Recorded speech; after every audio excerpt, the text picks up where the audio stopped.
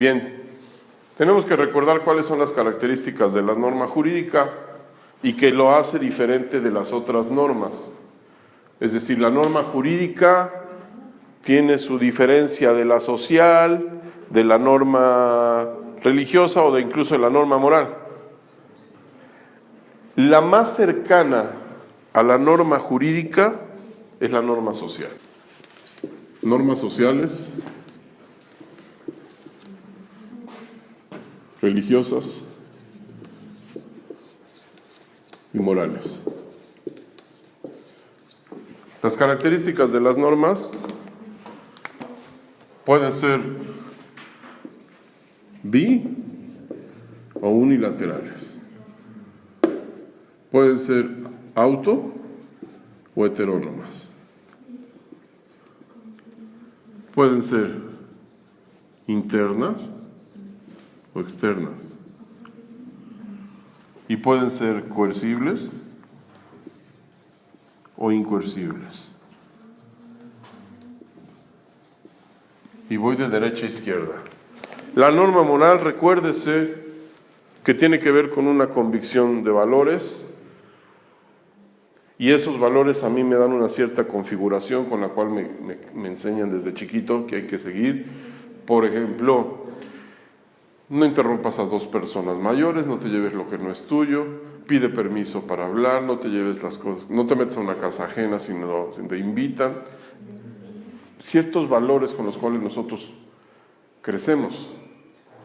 Estos valores nos dan una configuración interna y estas normas son internas. Por cuanto hace al factor de bi o unilateral, no es que haya dos personas o una sola persona, se refiere a que la norma por sí misma nos dé derechos y aparte tenga obligaciones o cargas. Okay. A la luz de este criterio, una norma moral no puede ser bilateral, porque es una configuración interna, es convicción personal, es una carga de valores que yo tengo y yo actúo de acuerdo a esa carga de valores. Se entendería que mi configuración moral se traduzca después en mi actuar ético. Acuérdense que la moral y la ética son parecidas, la diferencia es que la moralidad como tal es la que traemos desde pequeños y el actuar ético es el acto consciente que yo realizo y que tiene efecto sobre terceros. El doctor que es muy dado a practicar el aborto y que podemos criticar éticamente, habría que ver cuál es su configuración moral.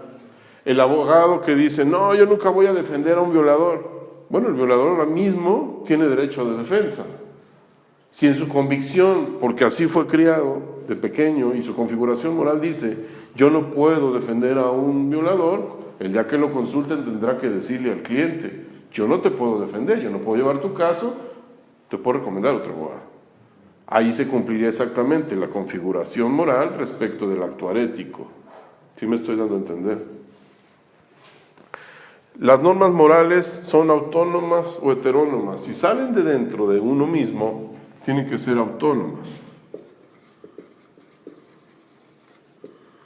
Ya dijimos que son internas y desde luego que las normas morales no son coercibles. Nadie nos puede hacer cumplir algo respecto de ello. Es una configuración personal, entonces es incoercible.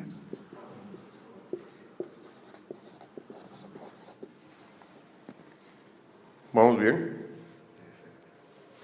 La norma religiosa, si bien es cierto, yo cumplo de acuerdo a cierta convicción con los parámetros o con los lineamientos de una norma religiosa, pues yo no la creo, es impuesta por la sociedad religiosa a la que pertenezca, llámese como se llame.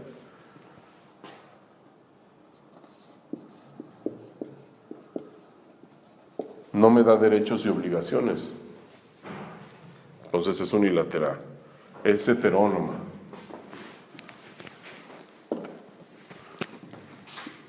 No viene de dentro, ¿no? Me la imponen. Ya yo sé si la cumplo o no, pero es impuesta, yo no la creo. A diferencia de mi comportamiento moral, ese sí es completamente, ¿no? ¿Es interna o externa? Es religiosa. ¿Es interna o externa la norma? ¿Es interna? ¿No se traduce en actos externos?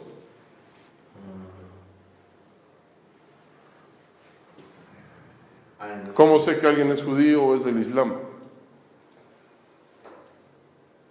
Por cómo piensa. No, se evidencia, son actos externos. Son actos externos.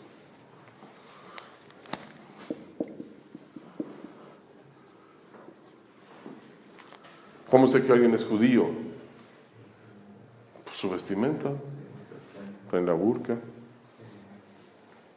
Coercibles o incoercibles, no, mitra, ¿no? La burka es la de los del Islam.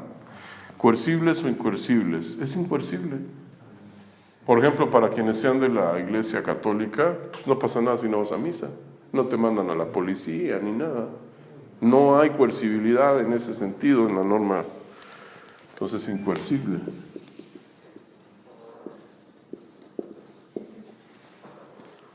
Y llegamos a las sociales. Las normas sociales sí nos dan ciertos derechos, hay ciertas cargas, ciertas obligaciones que hay que cumplir. ¿Por qué? Pues es la vida social. No voy a llegar a una fiesta de graduación con mis chanclas y mis bermudas a celebrar la graduación, ¿no? O sea, sí es una situación de ciertos derechos y ciertas obligaciones, y perteneces a una sociedad en la cual eres aceptado, gozas de ciertos beneficios también. Entonces aquí sería bilateral, porque genera derechos y obligaciones. Es heterónoma, tiene que ver con una vida, que son normas que nos da la sociedad. Puedo no cumplirlas, pero yo no las pongo, las pone la colectividad a la que pertenezco. Si yo voy a Japón, ustedes saben que se quitan uno los zapatos, ¿no? Cuando entra uno a la... Pues tengo que comportarme así, y yo no lo pongo, lo pone la sociedad a la que voy. ¿Es interna o externa? Es externa. Pero es incoercible. No hay manera de que me manden con la policía. Incoercible. ¿Qué significa que sea coercible? Que en caso de incumplimiento Se te haga cumplir, exactamente, aún en contra de nuestra voluntad.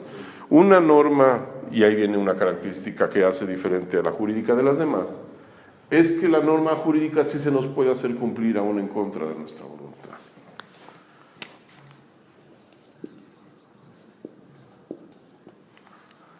En materia civil, si se designa albacea para un asunto sucesorio y el albacea omite a alguno de los herederos, pues no porque él lo omita, el resto del trámite judicial, jurisdiccional, mejor dicho, no va a dejar fuera al heredero que excluyó el albacea. Va a llegar el momento en el que, por derecho de ese excluido, se pueden restituir todos los actos jurídicos a partir de que el albacea hizo la omisión. Aún en contra de esa voluntad del albacea, se tiene que cumplir con el derecho de todos los herederos, por mencionar un ejemplo. Y la norma jurídica en general son bilaterales, es bilateral, es heterónoma, es externa. Estas son las características de la norma jurídica. ¿Cuál es la más parecida a la norma jurídica? La norma social. Y hay una razón de peso para que sea, porque el derecho es un constructo social. Nosotros creamos al derecho porque necesitamos regular nuestros actos en la colectividad. El derecho civil, que es derecho privado, nosotros lo trabajamos cotidianamente, queramos o no, seamos abogados o no, todas las personas todos los días conviven con cuestiones jurídicas, desde aplicar el nombre, aplicar la firma, dar datos personales o no. todos los días hacemos actos privados. Cuando me subo al camión y pago, es un acto privado, consensado al momento. Pago 9 pesos y me dan, bueno, si goza uno la fortuna de tener la credencial, pues 6 pesitos, y se supone que el otro lo absorbe subsidiadamente el Estado, entre comillas. Y entonces es un acto privado. El ir al comercio y comprar es un acto privado. En tanto que no aparezca el Estado como autoridad, es acto privado. Entonces todos los días nosotros tenemos actos privados. Estas son las características de las normas jurídicas, estas son las características de las normas sociales. La única diferencia es que la norma social es incoercible. Y de hecho, la norma jurídica, lo que hace el distingo de las demás es que es coercible. Ninguna otra norma puede ser coercible más que la jurídica. ¿Vamos bien hasta aquí? ¿Nosotros dónde nos vamos a centrar ahorita? En el hecho de que la norma jurídica nos da derechos y obligaciones. Y respecto de los bienes hay derechos y obligaciones. Vamos a continuar, bueno, vamos a empezar con el primer punto ya del desahogo de los temas de acuerdo al contenido de la materia. Decíamos que uno de los puntos de partida es retomar cuáles son los elementos de la norma jurídica. Para el caso tenemos que la norma jurídica es bilateral, toda vez que por un lado trae derechos, privilegios, prerrogativas, por el otro lado trae obligaciones, cargas, ¿no? Compromiso, cumplimientos. La característica de la heteronomía se refiere a que no nace de nosotros, sino que es impuesto por un tercero. Para el caso, la norma jurídica en concreto es impuesta por el Estado y yo la tengo que acatar. Socialmente acordamos que es el Estado el que nos va a dar orden. Esto viene desde la vieja teoría de Rousseau y el contrato social. El Estado nos va a regir, nos da la norma con la cual nosotros vamos a funcionar y el Estado mismo también tiene que verse regido por esa norma jurídica, pero finalmente nos la da el Estado, ¿no? Nosotros no la hacemos de manera interna o autónoma. La característica de que la norma jurídica sea externa es que se sancionan los actos, es decir, lo que se realiza, las manifestaciones de voluntad hacia el exterior y que tienen efectos con terceras personas. Afortunadamente el derecho no nos sanciona por lo que pensemos, sino por los actos que realizamos. Si les digo yo a los alumnos desde la licenciatura, si el derecho sancionara por lo que pensamos, no alcanzarían los reclusorios, creo yo, porque el hombre, por instinto a veces, tiene reacciones de barbarie y pues en realidad sería exagerado. Y la característica que hace el distingo de las normas jurídicas respecto de todas las demás normas es que finalmente la norma jurídica sí es coercible, es decir, se puede hacer cumplir aún en contra de nuestra voluntad. Otro aspecto que tenemos que retomar como punto de partida para hablar del patrimonio es que finalmente el patrimonio se deriva de esos atributos de la persona, atributos de la personalidad. Recuérdese los atributos. Primero, dependiendo de los autores, hay autores que no mencionan a la capacidad como atributo, sino solamente nombre, domicilio, nacional, estado civil y patrimonio. Hay escuelas un poquito más clásicas, dependiendo del autor que se consulte, y se agrega la capacidad. La capacidad es una facultad, en todo caso, que tenemos de hacer patente un derecho. Hay capacidad de goce y hay capacidad de ejercicio. Es decir, yo cuento con ciertos derechos y en otro momento puedo hacer valer ese derecho. Voy a poner un ejemplo que viene desde la conceptualización del derecho subjetivo y objetivo, ¿no? El objetivo, derecho objetivo es lo que está plasmado en la norma. Así las cosas, pues el Código Civil como tal es derecho objetivo, está plasmado, es materialmente manejable. El mismo Código de Procedimientos Civiles, en tanto está escrito, también es derecho objetivo. Ahora, el derecho subjetivo es el permiso o facultad que se deriva de la norma objetiva. Ejemplo, Dice el Código Civil en materia de alimentos que los alimentos deben de darse de padres a hijos, hijos a padres si es el caso, abuelos a nietos, nietos a abuelos, dependiendo el caso. Y siempre tienen que ir en proporción del que los debe de recibir y del que los tiene que dar y su capacidad para darlos.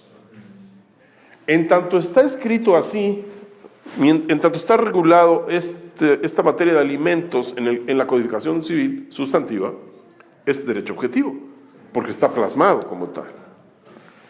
El permiso que tenga la cónyuge o que tenga el cónyuge para hacer valer esa pensión alimenticia, ese es el derecho subjetivo. Entonces, yo cuento con cierto derecho porque está en la norma escrita. Decíamos, tomando el concepto de lo que son los alimentos, que en tanto está escrita esta disposición en el Código Sustantivo, en el Código Civil, es objetivo, porque está plasmado, y así se regula los alimentos, ¿no? Además son irrenunciables y todo esto. Mientras está escrito ahí, es derecho objetivo. El permiso o facultad de ese materia de alimentos que ejercita la cónyuge o que ejercita el cónyuge, ese es el permiso o facultad que se deriva de la norma objetiva y está en la persona el ejercitarlo o no. Si la cónyuge es consciente de que él acaba de ser despedido de la empresa, no cuenta con trabajo, a lo mejor dice, ¿para qué ejercito y lo demando? Voy a gastar en abogado, voy a gastar en vueltas, a él le voy a complicar más la vida, mejor me llevo la fiesta en paz y por la buena, si él se sigue haciendo cargo de sus hijos, ¿para qué hago esto de la demanda de la pensión alimenticia? En ella está el ejercitarlo o no ejercitarlo. Es facultad. Ese es un ejemplo. Otro ejemplo puedo señalar el de en materia mercantil, que también es derecho privado. Cuando alguien presta el dinero, se firma el pagaré, obviamente tiene una fecha de vencimiento el documento ejecutivo, no se cumple con el pago de acuerdo a lo que se firmó en el documento ejecutivo y, pues de acuerdo a la codificación de comercio, pues uno puede hacer ejecutivo ese título, ¿no? Obviamente hay una fecha de vencimiento, se van generando ciertos intereses y uno puede demandar por la vía ejecutiva mercantil al deudor. En tanto está escrita la disposición de que es posible demandar por la suerte principal de acuerdo a lo que reza en el título ejecutivo, es derecho objetivo, está plasmado en la norma. La facultad que tengo de demandar o no por la vía ejecutiva mercantil es un permiso, una facultad derivada de la norma. Es una atribución que me da, pero puede ser que no lo ejercite. Está en la persona hacerlo o no hacerlo. Si yo sé perfectamente que no tienen en qué caerse muerto, voy a iniciar el juicio ejecutivo mercantil, voy a llegar hasta la sentencia, voy a obtener la condenatoria, pagos, gastos y costas, más la suerte principal, y no tienen que caerse muerto. No tiene la persona la solvencia para poder pagar. ¿De qué me va a servir la sentencia condenatoria en materia mercantil si no va a poder cumplir el deudor? Pero ese no era el punto. El punto acá es derecho sustantivo y derecho objetivo y derecho subjetivo. La capacidad se refiere a esa posibilidad, a esa atribución de poder ejercitar los derechos. ¿Sí me estoy dando a entender? Bien. Y lo mismo pasa en otras ramas del derecho. En mí está la posibilidad de ir y poner la denuncia o no al Ministerio Público.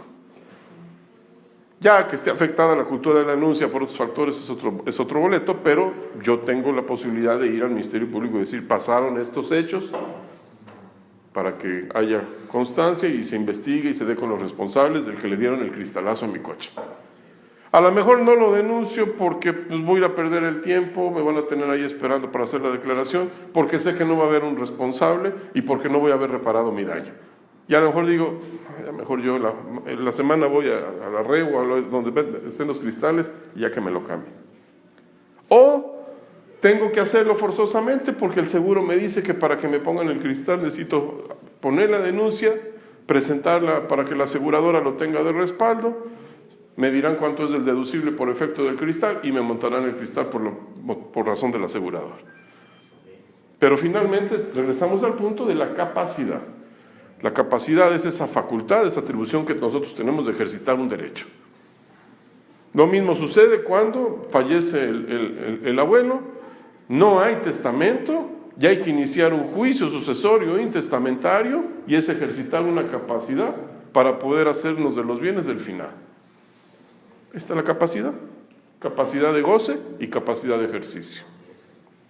Ok. La otra atributo es el nombre, que para el caso de las personas físicas se considera razón social. El domicilio, ya podríamos profundizar y decir que hay diferentes tipos de domicilio. Hay un domicilio que se le conoce como fiscal, donde yo me registro ante Hacienda, tiene un domicilio en el cual me van a hacer requerimientos. Así que yo, aunque me mueva de domicilio, mientras no cambie ese domicilio fiscal, ahí van a seguir llegando requerimientos o avisos de cumplimiento de obligaciones del sistema de administración tributaria. Hay domicilios permanentes cuando yo pienso residir ahí por más de 6 meses, o ya estoy ahí por más de 6 meses, o el domicilio que es temporal o eventual, si estoy llevando un asunto y el abogado, momentáneamente yo señalo el domicilio del despacho para recibir y oír notificaciones. Hay diferentes tipos de domicilio, pero finalmente es un atributo de la persona. Voy más lejos. Derechos humanos, que hoy está diseminado y está en todas las áreas de nuestra vida, se considera también que es un derecho humano que la persona tenga un domicilio. Hasta allá vamos. Entonces, hoy el sistema jurídico mexicano es impensable que pueda omitirse esto del domicilio, ¿no? Y el INE hoy, aparte de que maneja nuestro domicilio, antes IFE, aparte de que maneja nuestro domicilio, tiene que apegarse a ciertas normas de privacidad en cuanto a datos personales. Entonces, y ese es otro tema que hoy está de vanguardia, porque hay una paradoja entre la transparencia y la privacidad. A veces no sabemos para dónde jalar, porque por un lado se dice que debe haber transparencia y por el otro lado existe la ley de privacidad de datos. Y hay veces que yo consulto datos respecto de alguien que es servidor público y yo espero que haya transparencia respecto de ciertos datos y la mismísima ley de protección a datos personales dice que no se pueden dar. Entonces esta es una situación curiosa, pero finalmente nos atañe a nosotros. Nacionalidad, otro atributo de la persona, que pueden ser nacionalidades compartidas, puede ser una por nacimiento, otra por residencia, y se pueden tener diferentes nacionalidades. Y aquí también depende del derecho internacional, porque cada estado dice, a lo mejor hay estados donde dicen no, tienes que renunciar a uno y quedarte con una nada más. Se está dando mucho en el deporte, ¿no? Concretamente en el fútbol soccer. Es correcto, sí, es cierto. Hay varios nacionalizados. Es cierto, además de que está la ley de migración y dice que tienes que después de cierto tiempo decidir tu estatus. Ajá, exacto. Entonces, hay quienes terminan adquiriendo la nacionalidad mexicana, están muy cómodos viviendo en México, trabajando acá y pues se hacen mexicanos. Artistas, deportistas y gente de la cultura, ¿no? También puede ser. Como tienen, como nacen sus hijos acá, ya. Sí, con mayor razón. Con mayor razón. Lo mismo pasa con mexicanos que se van al extranjero, empiezan a tener un buen trabajo y echan raíces, ¿no? Y al rato los hijos nacen allá y pues ya se quedan. El otro atributo que es el estado civil, aquí hay un acta de registro, ¿sí? Está el acta de nacimiento, después viene el acta de matrimonio, ¿verdad?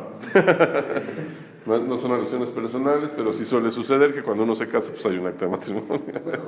Salvo que haya disposición en contrario por vía jurisdiccional y entonces haya disolución de ese vínculo matrimonial. La otra acta que se da es la de defunción.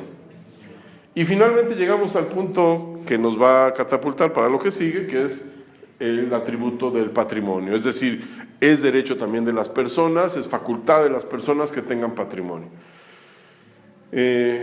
Alguien puede tener, alguien no puede ser que alguien no tenga patrimonio. Sí, puede ser que alguien no tenga patrimonio, pero no es que la norma diga que alguien no tenga patrimonio. A lo mejor nunca juntas nada, ¿no? Eso es diferente. Pero el derecho a tener patrimonio lo tenemos todos.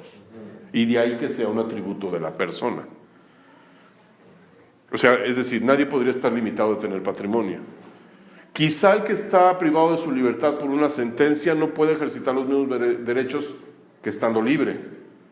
Pero aún estando ahí puede tener un patrimonio, aún estando en prisión. A lo mejor no los puede ejercitar como él quisiera porque está dentro, pero no quiere decir que desaparezca el atributo.